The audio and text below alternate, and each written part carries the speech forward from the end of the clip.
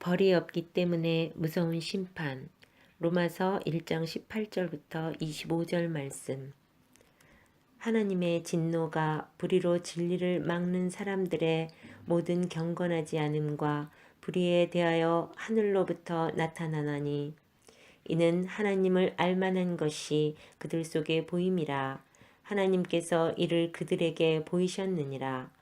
창세로부터 그의 보이지 아니하는 것들 곧 그의 영원하신 능력과 신성이 그가 만드신 만물에 분명히 보여 알려졌나니 그러므로 그들이 핑계하지 못할지니라. 하나님을 알되 하나님을 영화롭게도 아니하며 감사하지도 아니하고 오히려 그 생각이 허망하여지며 미련한 마음이 어두워졌나니 스스로 지혜 있다 하나 어리석게 되어 썩어지지 아니하는 하나님의 영광을 썩어질 사람과 새와 짐승과 기어다니는 동물 모양의 우상으로 바꾸었느니라. 그러므로 하나님께서 그들을 마음의 정욕대로 더러움에 내버려 두사 그들의 몸을 서로 욕되게 하게 하셨으니 이는 그들이 하나님의 진리를 거짓 것으로 바꾸어 피조물을 조물주보다 더 경배하고 섬김이라. 주는 곧 영원히 찬송할 이시로다. 아멘. 인생에 지지 않을 용기, 인생에 지지 않을 용기라는 책이 있습니다. 심리학자 알프레드 아들러라고 하는 학자, 3대 심리학자라고 부름을 받는 학자가 있는데요. 그 학자가 글을 많이 쓰진 않았지만 그의 이론에 많은 영향을 받은 학자가 정리해서 그의 이론을 쉽게 이해할 수 있도록 정리해서 요약한 책이 인생에 지지 않을 용기라는 책입니다. 이 책은 아들러의 심리학 이론 여러 가지를 담고 있는데 그 중에 교육 이론의 일부가 제 마음에 많이 와 닿아서 소개해 드리고 싶습니다. 이런 글이 있었습니다. 인간은 오직 실패에서 배운다. 그러므로 실패를 경험하게 해야 한다. 이게 교육 이론이에요. 우리는 실패하지 않게 하는 것이 교육 이론인데 그의 이론은 인간은 오직 실패에서 배우기 때문에 실패를 경험하게 해야 한다. 자녀들이 스스로 그 실패 속에서 변화하고자 결단할 때까지 묵묵히 지켜봐야 한다는 것입니다. 자녀의 성장을 위한다면 자녀들이 결말을 체험하게 해야 한다는 거예요. 그 끝을 보게 해야 된다는 것입니다. 예를 들어서 정리정돈을 잘 하지 않는 아이에게 혼내고 협박을 해서 억지로 정리하게 만들면 아이는 정돈하는 법을 끝까지 배우지 못한다는 거예요. 혼내지 말고 내버려 두는 것이 더 효과적이라고 하는 겁니다. 혼내지 말고 내버려 두라는 거예요. 그러면 아이는 자기가 스스로 자기 방을 정리하지 않은 것 때문에 자기가 찾는 장난감도 찾기 어려울 것이고 책도 찾기 어려움을 겪게 될 것입니다. 그렇게 고생을 하고 난 다음에 아이는 자신이 자기 방을 정리하지 않고 자기 물건을 정리하지 않으면 어려움을 겪고 또 정리하게 되면 훨씬 더 편하다는 것을 깨닫게 되고 또 그렇게 배우게 된다라고 하는 것이 그의 이론입니다. 이처럼 자신의 행동에 대한 결말, 그 결말을 고스란히 겪도록 내버려 두라는 것입니다. 이 과정 속에서 부모는 절대로 자녀에게 혼을 내거나 벌을 줘서는 안 된다라고 강조하고 있습니다. 혼을 내거나 벌을 주는 식으로 자녀가 결말을 겪고 체험하기 전에 부모가 개입을 하는 거죠. 부모는 이 결말이 마음에 안 들기 때문에 그 결말로 가고 있는 것 또 겪어야 되는데 부모가 혼을 내고 호통을 치면서 그 결말로 가지 못하도록 개입을 하게 되면 아이는 어떤 현상이 벌어지게 되냐면 혼이 나지 않으면 아무것도 못하는 아이가 된다라고 하는 거예요.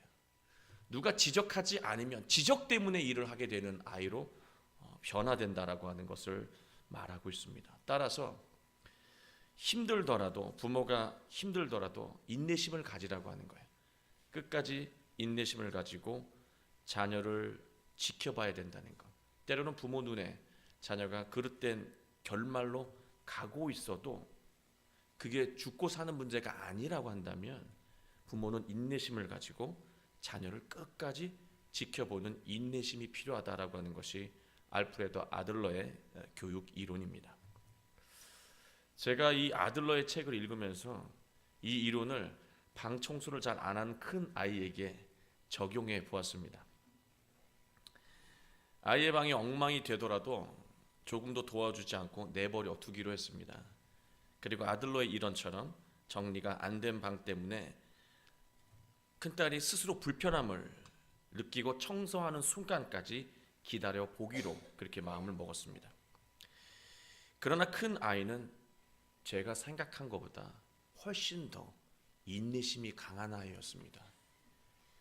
자신의 그 더러운 방에서 조금의 불편함을 느끼지 않고, 불편함을 느껴야 아들러의 이론인데 조금의 불편함을 느끼지 않고 마음껏 즐기면서 그 더러운 방 속에서 자기가 하고 싶은 것을 잘하고 잘 찾고 그렇게 살아가더라고요.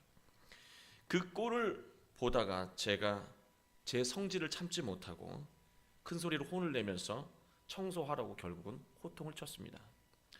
저의 인내심은 금세 바닥을 드러냈고 결국 아들러가 지적했던 개입하지 말라고 했는데 개입을 했고 결국 딸에게 깨달음을 주는데 실패를 했습니다.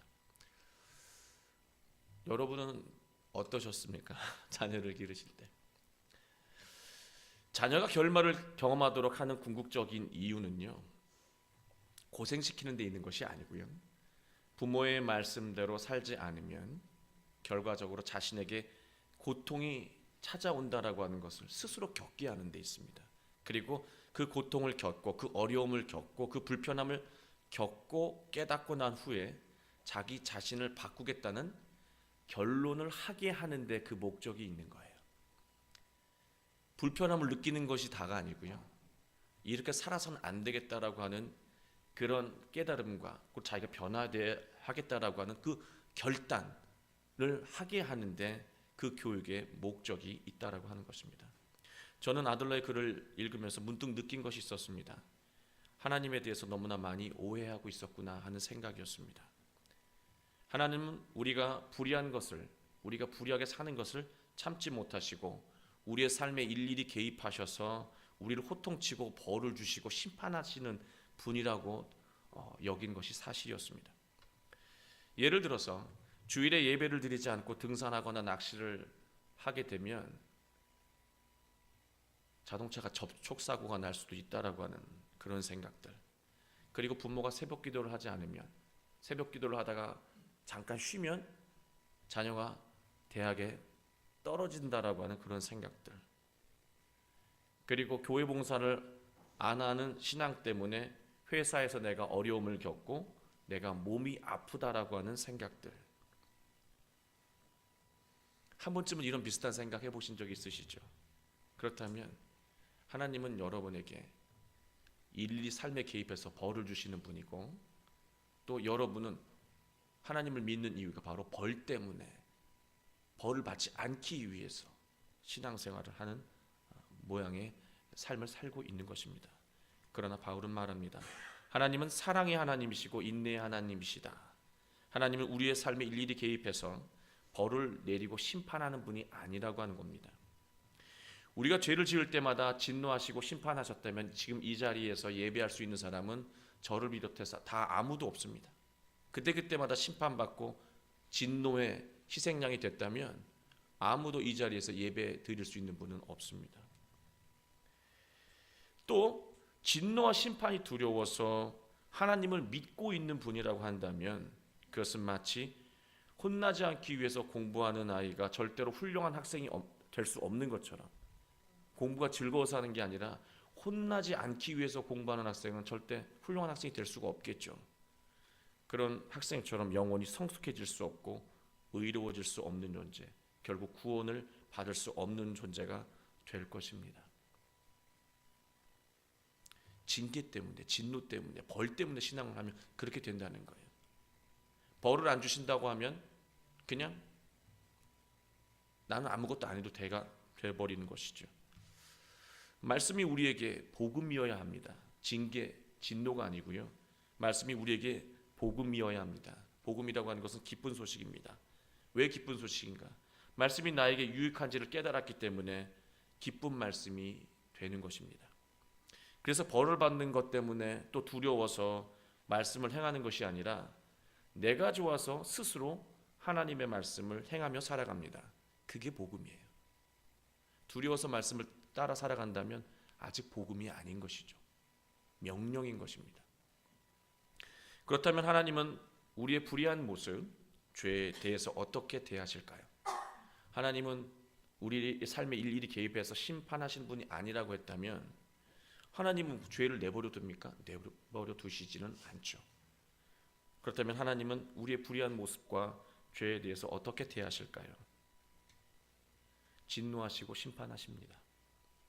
18절 말씀을 보시면 하나님의 진노, 이 진노는 심판과 같은 의미의 말입니다. 하나님의 진노는 불의로 진리를 막는 자가 경건하지 않을 때 나타난다라고 말하고 있습니다.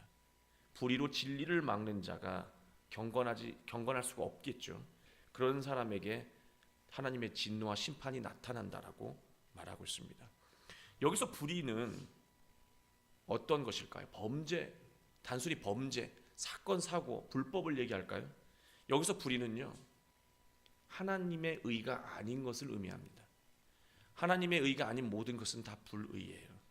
의롭지 않다라고 하는 것이죠. 더 정확하게 말씀을 드리면 불의는 하나님의 의가 아닌 나의 의입니다. 하나님의 의가 아닌 나의 의. 내 자신이 올바르고 의롭다고 여기는 순간부터 우리는 경건해지지 않습니다. 내가 내 판단이 의롭고 올바르다라고 여기는 그 순간부터 우리는 경건에서 멀어진다라고 하는 거예요. 내 생각이 틀릴 수도 있고 내 판단이 실수일 수도 있다라고 하는 것. 그래서 늘 내 자신을 돌아보고 그래서 내 판단과 어떤 결정 앞에서 늘 하나님께 여쭈는 자, 그게 의로운 자이지만 내가 의롭다고 여기는 자는 바로 그게 불의라고 하는 것이죠. 불의는 바로 경건에서 멀어지는 것이고 경건에서 멀어진 자는 결국 하나님의 진노를 부른다라고 하는 것입니다. 여러분 기억하십니까? 경건이라고 하는 단어, 여기서는요 아세베이아라고 하는 단어로 이렇게 단어를 번역한 것을 경건이라고 말했습니다.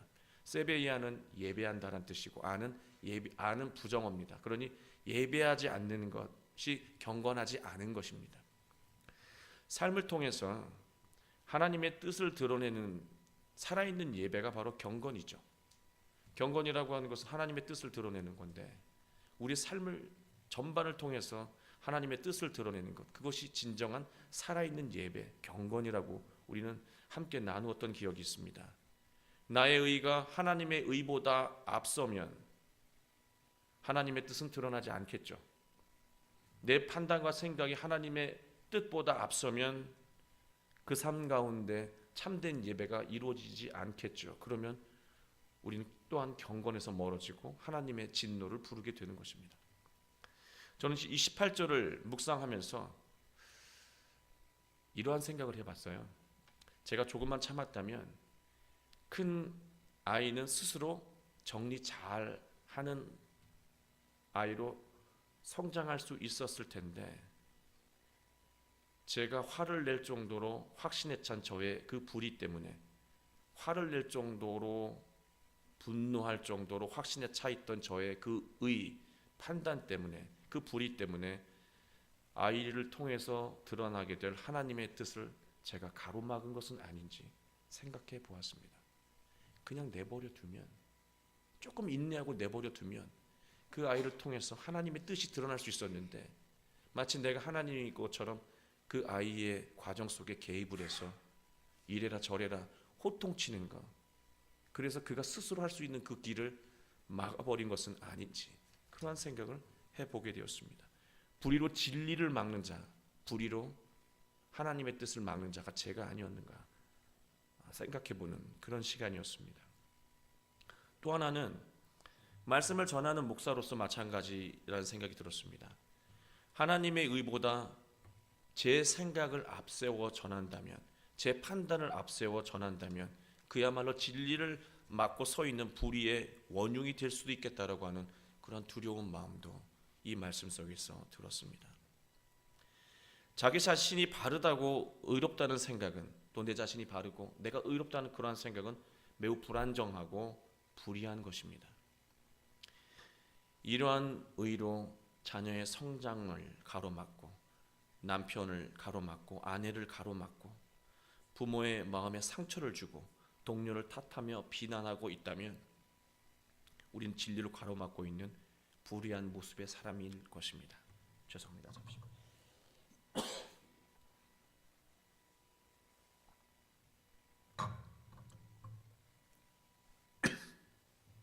그렇다면 지금 내가 따르고 있는 것, 불의하면 내가 하나님의 뜻을 가로막고 내 뜻을 드러내고 이 불의함을 드러낸다면 하나님을 진노하게 하는 것이고 우리가 심판받게 된다고 한다면, 지금 내가 따르고 있는 의가 하나님의 의인지 내 의인지 어떻게 구별할 수 있습니까? 좋아요. 하나님의 뜻, 하나님의 의대로 살아가겠습니다. 왜냐? 물론 아까 진노 때문에는 아니지만 진노도 받고 싶지도 않을 뿐더러 하나님의 뜻을 드러내며 살고 싶기 때문에 그렇습니다. 그럼 내가 하나님의 뜻을 따라 살아가고 있는 것인지 아니면 나의 뜻을, 나의 판단에 의해 살아가고 있는지 어떻게 구별할 수 있습니까? 라고 하는 질문을 던질 수 있어요. 바울은 19절에서 말합니다. 하나님을 알만한 것이 그들 속에 보임이라.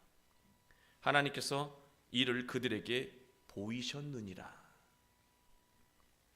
사람 안에는요, 하나님의 의, 하나님의 뜻이 다 있다라고 하는 거예요.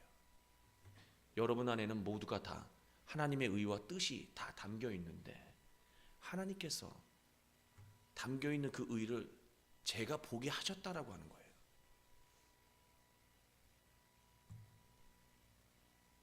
하나님의 이 의를 사람에게 보이셨다는 거예요. 볼 수 있게 하셨다는 것입니다. 20절 보시면 창세로부터 그의 보이지 아니하는 것들 곧 그의 영원하신 능력과 신성이 그가 만드신 만물에 분명히 보여 알려졌나니 그러므로 그들이 핑계하지 못할지니라.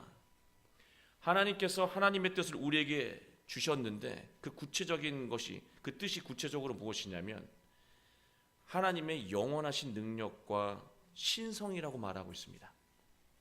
20절을 보면 구체적으로 하나님께서 주신 것이 무엇이냐면, 하나님을 느끼게 할 수 있는 그 주신 것이 무엇이냐면 하나님의 영원하신 능력과 거룩한 신성이라고 말하고 있습니다. 하나님은 영원하신 능력과 신성을 우리에게 주셨습니다. 그리고 그것을 우리가 보게 하셨습니다. 내 안에 하나님의 능력이 있고 하나님의 신성, 하나님의 성품이 있구나라고 하는 것을 보게 하셨다라고 하는 것입니다. 그러니 그것을 이미 본 사람들이 경건하지 않게 산 것에 대해서 결코 핑계댈 수 없다라고 하는 거예요. 이미 그것을 본 사람이 경건하지 않게 산다면 저는 몰랐어요라고 말할 수 없다라고 하는 거예요. 이미 봤다는 거예요. 그래서 핑계댈 수 없다는 거죠. 죄악으로 살아갔던 것, 불의하게 살아갔던 것을 핑계댈 수 없다라고 바울은 말하고 있습니다. 20절에 핑계대지 말라고, 핑계댈 수 없다라고 말하셨지만 저는 핑계를 대야 하겠습니다. 저는 핑계를 좀 대야겠어요. 여러분은 어떠세요? 여러분은 핑계 대지 않으셔도 편안하십니까? 저는 핑계를 대야겠어요. 하나님이 저에게 주셨다라고 하는 그 능력, 영원하신 능력과 그 거룩한 신성이 저에게 있다고 하셨는데 저는 본 적이 없습니다. 그리고 그 영원한 능력을 드러낸 능력도 사실은 없습니다. 제가 무슨 능력이 있습니까? 하나님의 능력을 언제 주셨습니까? 그 능력 하나 없는데 무슨 능력을 주셨다는 겁니다. 저는 본 적이 없습니다. 그래서 저는 핑계 대야겠습니다. 못 봤습니다. 하나님 주셨다라고 그러고 그걸 보이셨다고 저에게 얘기하시지만 저는 본 적이 없습니다. 주셨는지 모르겠지만 본 적이 없습니다. 그래서 핑계를 대야겠습니다. 여러분은 어떠십니까? 핑계를 대지 않으면 하나님의 진노가 임하는데 여러분은 어떠십니까? 영원하신 능력이 여러분 삶 가운데 드러나고 있습니까? 하나님의 거룩한 신성, 그 성품이 여러분의 삶을 통해서 드러나고 있습니까? 보여집니까? 보여지지 않았다면 우리 핑계 대야 돼요. 못 봤다고, 보여주신 적 없다고. 그러나 성경은 분명히 말합니다. 보여줬대요. 여기에 모인 우리는 모두가 하나님의 영원하신 능력을 가지고 계십니다. 하나님의 거룩한 신성도 성품도 가지고 있습니다. 그런데 우리의 삶에는 아무런 능력도 거룩한 성품도 드러나지 않습니다. 그래서 우리의 삶은 변화가 없습니다. 생각해 보면, 이 말씀을 곰곰이 묵상하고 생각해 보면, 문제의 해결 방법은 우리에게 주셨다라고 하는 하나님의 거룩한 능력과 영원한 능력과 거룩한 신성을 보기만 하면, 내 안에 있는 것을 보기만 하면 꺼내서 펼치며 능력 있게 살아갈 텐데, 주셨다 해도 보지 못하기 때문에, 본 적이 없기 때문에 꺼내서 드러내며 능력 있게 살 수가 없는 거예요. 여러분 삶의 자리에서 하나님의 능력이 드러나십니까? 강하게 드러남으로 모든 것을 다 이기고 승리하며 살아가십니까? 아니면 위축되고 주눅들고 걱정하고 두려워하며 살아가고 계십니까? 보지 못했기 때문이 아니겠습니까? 하나님은 보이셨다는데 왜 여전히 이 소중한 것이 보이지 않고 나는 늘 이 불의야 죄에 짓눌려 살아가고 있는 것입니까? 사도 바울은 22절에 말합니다. 그 이유는 스스로 지혜 있다 여기기 때문입니다. 스스로 지혜 있다 여기기 때문에 하나님이 주신 영원한 능력과 거룩한 신성, 그 성품이 드러나질 않습니다. 스스로 지혜 있다. 스스로 지혜 있다 하나 어리석게 되어 하나님의 영광을 썩어질 사람과 새와 짐승과 동물의 우상으로 바꾸고 있다라고 바울은 말하고 있습니다. 여러분, 이 본문을 보면서 동물들 막 나오잖아요. 이게 동물 모양으로 이렇게 목각을 깎아가지고 신상인 것처럼 섬기고 있구나라고 여기시겠지만 저는 그렇게 보이지 않습니다. 지금 세상을 지배하고 있는 것은 이성입니다. 이성적인 신앙인, 세상의 지혜는 이성입니다. 이성적인 신앙인, 계산적이고 합리적인 신앙인, 효율성만을 중요하게 여기는 신앙인, 이처럼 세상 지혜의 가치관으로 신앙을 해부하고 분석해서 합리적이어야만이 믿을 수 있다라고 여기는 그 믿음을 가지고 있는 그 신앙, 그 신앙은 바로 하나님을 우상으로 만들고 있는 것입니다. 효율성 있고 합리적이어야만 하는 거예요. 숫자가 늘어난 것이 성공한 것이고, 이 돈 쓴 대비, 헌금 쓴 대비 효율적인 것이고, 늘 그러한 세상 가치관으로 눈에 드러나야 되고 뭘 쥐어야 되는 것, 그런 세상 가치관으로 신앙을, 믿음을 이해하고 있는 것. 신앙은 세상의 지혜로 다 설명할 수 없는 이성적인 것을 초월한 것입니다. 그리고 합리적인 것보다 오히려 미련하고 어리석을 수 있어요. 신앙은 효율적이거나 합리적이지 않아요. 뭐가 합리적입니까? 나누는데 뭐가 합리적이에요? 돌아오는 게 없는데 뭐가 합리적입니까? 오히려 세상의 관점에서 보면 미련하고 어리석은 것이 신앙일 수 있습니다. 그것이 바로 예수 그리스도의 십자가의 사랑이기도 합니다. 왜 죽습니까? 뭘 준 게 있다고? 무슨 관계가 있다고?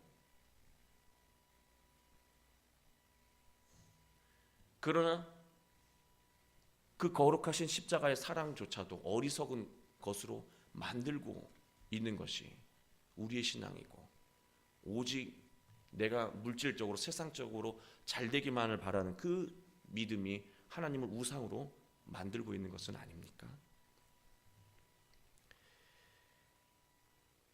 신앙은 오히려 효율적이기보다 더디더라도 기다리며 인내하는 것으로 나타납니다. 스스로 지혜롭다 여기는 이러한 세상적인 그 영리함과 영민함과 판단, 그 생각은 바로 우리의 영적인 눈을 가리고 영적인 귀를 가려서 하나님께서 보여주시고 들려주시는데도 전혀 듣지 못하는 그런 어리석은 자로 만들고 있다라고 하는 거예요. 세상의 그 지혜와 가치관을 내려놓지 않으면 절대로 들리지 않는 말씀, 보이지 않는 말씀, 능력이 있어도 그 능력을 드러내지 못하게 되는 그런 안타깝고 어리석은 삶을 살 수밖에 없는 것이 우리라고 하는 것 기억해야 한다는 말씀입니다. 그렇다면 하나님은 어떤 모습으로 진노하고 심판하십니까? 진노와 심판은 분명히 있습니다. 어떤 모습으로 진노하고 심판하실까요? 24절을 보시면 하나님은 우리가 잘못하고 죄를 지을 때 일일이 개입해서 심판하시는 것이 아니라 사고가 나게 하시고 상처 입게 하는 것이 아니라 그냥 내버려 두신다는 거예요. 24절 한번 읽어보시겠습니까? 함께 읽겠습니다. 그러므로 하나님께서 그들을 마음의 정욕대로 더러움에 내버려 두사. 여기까지 읽겠습니다. 하나님 내버려 두세요. 그게 하나님의 진노의 방법이고 심판의 방법입니다. 하나님의 진노와 심판은 그냥 더러움에 내버려 두는 것으로 드러난다는 사실입니다. 그냥 내버려 두는 것으로 심판하시는 것은 두 측면이 있어요. 사랑의 측면이 있고 응징의 측면이 있습니다. 그냥 내버려 두는 진노의 심판에 사랑의 측면은 우리를 사랑하시기 때문에 깨달을 때까지 기다리시는 거예요. 기회를 주시는 거예요. 벌을 받을까 봐 행하는 척하는 미숙한 신앙에 머물지 않게 하기 위해서요. 하나님이 그때그때마다 응징하고 벌을 줬다고 생각해 보세요. 목사인 저부터 권사님, 장로님 모두가 그 벌 받기가 두려워서 하나님을 섬기지 않겠습니까? 하나님이 기다리시고 또 인내하신 이유는 내가 스스로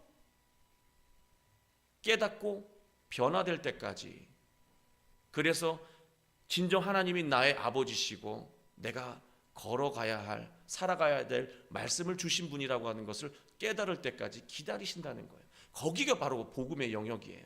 거기까지 다다르게 해야지 구원에 이르기 때문에 기다리시는 거예요. 그때마다 응징했다면, 우리처럼 응징했다면 부모보다 더 뛰어난 자녀가 나올 수가 없어요. 부모 그 이하예요.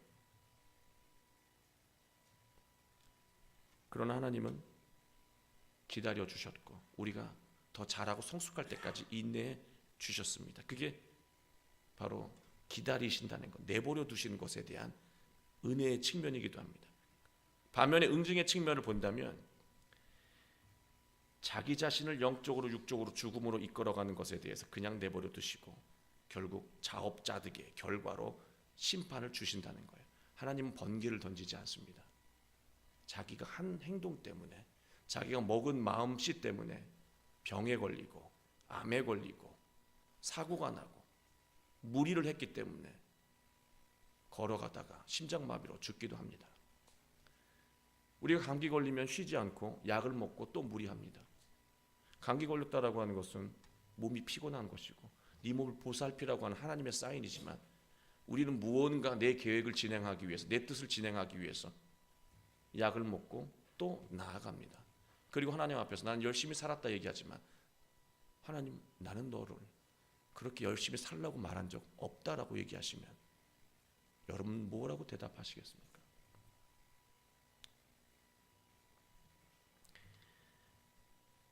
신앙을 보면은요, 늘 심은 대로 거두게 되어 있거든요.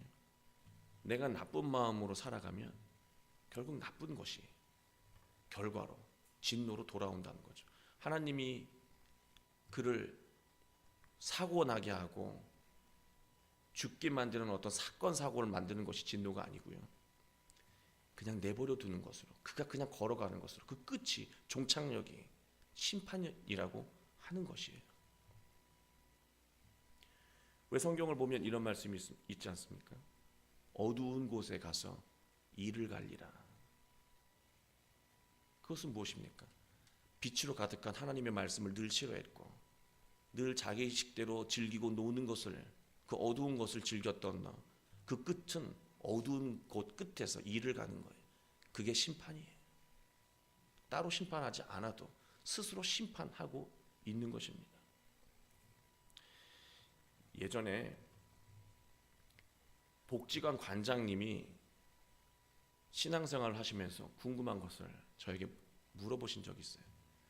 하나님은 모든 사람들을 사랑하셔서 이 땅에 태어나게 하셨는데 누구는 왜 천당 가게 하시고 누구는 왜 지옥 가게 이렇게 구분을 하시냐. 부모라고 한다면, 그를 만든 부모라고 한다면 열 손가락 깨물어서 안 아픈 것이 어디 있느냐. 부족하면 부족한 대로 돌이키게 해야 되고 잘 자랐으면 더 축복해야 되는 건데 왜 이렇게 심판을 하시냐. 이해가 되지 않습니다. 복지관 관장다운 질문이에요. 그렇죠? 다 잘 살게 해야 되니까. 근데 저는 제가 느낀 이 심판관에 대해서 말씀드렸습니다. 하나님은 구분하지 않습니다. 심판은 스스로 자초하는 것입니다. 하나님 끊임없이 말씀을 통해서 돌아오게 만드셨지만 스스로 자초하는 것입니다. 왜냐? 공부 열심히 하는 학생에게 도서관과 좋은 환경은 천국이 될 겁니다. 공부하면서 깨달아가면서 기쁜 학생에게는 도서관이라고 하는 장소는 그에게 너무나 가능성을 열어주는 행복한 장소일 거예요. 그러나 학생이면서도 공부하는 것보다 늘 게임 중독에 걸려 노는 것에만 마음이 팔려있는 아이, 그 아이를 도서관에 앉혀놓으면 누군 성숙한 어떤 학생 아이에게는 천국일지 모르겠지만 그 아이에게는 지옥이에요. 여러분을 지금 천국에 데려다 놓으면 천국에서 기쁨을 누릴 만큼의 영성이 성장해 되어 있습니까? 그곳에서 기쁨을 누릴 만큼의 마음이 자라나 있냐는 거예요. 어쩌면 우리가 천국에 던져놔도 그곳이 지옥이 아닌가라고 여길 수도 있다는 거예요. 결국 하나님은 내버려 두시고 계속해서 기다리고 인내하시고 기회를 주시지만 내버려 두시는 것으로 하나님은 심판하신다는 것, 진노하신다는 것 기억하시기 바랍니다. 여러분, 요즘 하는 일마다 잘 돼서 근심 걱정 없는 분들, 은혜로운 분이 맞습니다. 그러나 여러분, 지금 내 뜻대로 잘 된다고 해서 그것을 은혜라고 여길 수 없을 수도 있어요. 오히려 지금 내가 무엇인가 내 뜻대로 했다가 일이 그릇됨을 겪어서 힘들 상황 속에 있다면 여러분은 오히려 은혜의 순간을 맞이하고 있는 것입니다. 오히려 이 말씀대로 한다면 너무 문제없이 잘 되고 있어요라고 하는 것, 어쩌면 하나님이 그냥 내버려 두고 계신지도 모른다는 거 기억하시기 바랍니다. 잘 돼도 하나님이요, 그릇돼도 하나님인 것을 우리 기억해야 한다는 거예요. 하나님은 우리에게 사랑을 주시고 기회를 주시고 또 은혜를 베풀어 주셨습니다. 그러나 우리가 하나님의 그 뜻과 마음을 헤아리지 못한다면 우리는 스스로 인생을 하나님의 진노로 만드는 그런 어리석은 자가 될 수 있다는 것을 우리 모두 기억하시고, 오늘도 내 뜻이 아니라 하나님의 뜻이 우리 안에 가득 임하게 되기를 소망하고 바라며 또 나아가는 여러분 되시기를 바랍니다. 그리고 그것이 힘들지라도 그 의를 품기 위해서 또한 노력하고 결단함으로 더욱더 하나님께서 원하시는 큰 은혜와 복이 가득하게 되기를 소망합니다. 여러분은 모두가 다 하나님의 영원하신 능력을 가진 분들이고 거룩한 심성을 가진 분들입니다. 그것을 드러내므로 복되고 승리하는 삶을 살아가시길 주님의 이름으로 축원합니다.